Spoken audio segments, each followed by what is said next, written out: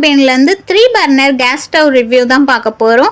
So இதை நான் வந்து ஓப்பன் பண்ணி காட்டுறேன். மேலே நம்மளுக்கு அட்ரஸ் டீட்டெயில் எல்லாமே கொடுத்துருக்காங்க. இதோட சைஸ் வந்து 4 சைடும் நமக்கு வந்து 32 சென்டிமீட்டர், 77 சென்டிமீட்டர், 12 சென்டிமீட்டர் அந்த மாதிரி ரேஷியோவில் வருது.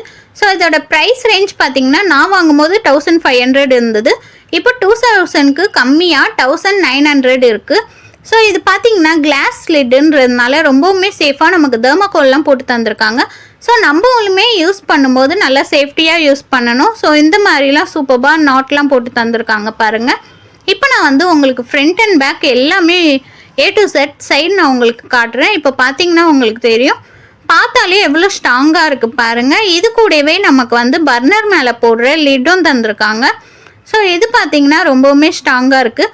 அண்ட் பர்னர் பாருங்கள், டிஃப்ரெண்ட்டாக கோல்டன் பெயிண்ட்லாம் வச்சு தந்திருக்காங்க. ரொம்பவுமே யூனிக்காக இருக்குது.